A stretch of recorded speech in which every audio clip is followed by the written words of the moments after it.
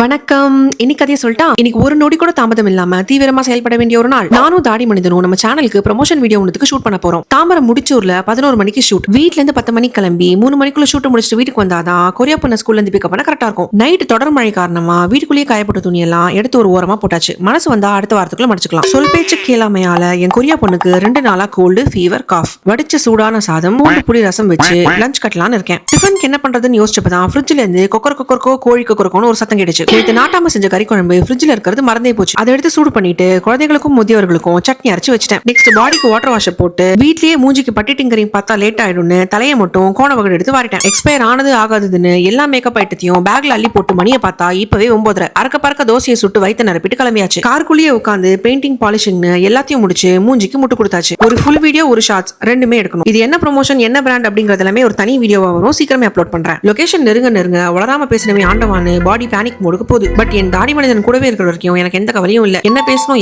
எப்ப வாய முன்னுங்கிறது எல்லாத்தையுமே அவர் கரெக்டா சொல்லி கொடுத்துருவாரு. டிஸ்கஸ்லாம் பண்ணி பேசி முடிச்சு ஷூட்டை ஸ்டார்ட் பண்ணவே மணி 12. வெற்றிகரமா ஷூட்டை முடிச்சு ப்ரமோஷனுக்கு பேமெண்ட் வாங்கி கஜானாவை நிரப்பிட்டு கிளம்ப 2 மணி ஆயிடுச்சு. ரிட்டர்ன் ஆறப்ப ஆளுக்கு ஒரு டீயை போட்டு உடம்பு திமிர் எடுத்துட்டு வந்துட்டோம். வீட்டுக்கு வந்தா நாட்டாம யாராத்துக்கும் சுண்டக்கா கூட்டும் வச்சிருந்தாங்க. நல்லா சேர்த்து பிசைஞ்சு குழப்பி அடிச்சுட்டு ஸ்கூலுக்கு பிக்கப்புக்கு போயிட்டேன். 1 கிலோ சளியை உடம்புலயே வச்சுக்கிட்டு ஃப்ரெண்டு பர்த்டேக்கு சாக்லேட் கொடுத்தா இப்படிதான் யோசிக்காம வாங்கி வாயில போட்டுக்கணும். வீட்டுக்கு வந்ததும் வராததும் நாட்டாம நடு ஹால்ல உட்காந்து பஞ்சாயத்து கூட்டிட்டாங்க. மந்த்லி டெஸ்ட் மார்க் ஷீட் கொடுத்தாங்களான்னு குத்திமதிப்பா கேட்டதுக்கு ஆமான்னு சொல்லி கொரியா பொண்ணு மாட்டிக்கிச்சு. ஆல் பாஸ் ஆனதால பெரிய அளவுல சேதாரம் இல்லாம தப்பிச்சிருச்சு. ஈவினிங் போன் நோண்டிட்டே ஒரு டீயை போட்டு மந்தமா கொஞ்ச நேரம் மல்லாக்கப்படுத்தி எழுந்து நைட் டின்னர் வேலைய ஆரம்பிச்சேன். சப்பாத்தி மாவு பிசைஞ்சு சிறுகடிக்கு ஆசை பார்த்துட்டு சில சப்பாத்திகளை திரட்டினேன். மத்தியானம் வச்ச யாராத்துக்கு சூடு பண்ணிட்டு தக்காளி சட்னி கொஞ்சம் அரைச்சு சைட் டிஷ்க்கு வச்சுட்டு சப்பாத்தியும் சுட்டுட்டேன். இது எந்த கண்ட்ரியோட மேப்னு தெரிஞ்சா கீழே கமெண்ட்ஸ்ல சொல்லுங்க ஃப்ரெண்ட்ஸ். ஆளுக்கு 2 சப்பாத்தியை பிச்சு பிச்சு தின்னுட்டு செட்டில் ஆகி பழக்கவே மணி 11 ஆயிடுச்சு. எது எப்படியோ லைஃப் இஸ் பியூட்டிஃபுல். நிம்மதியா இருங்க.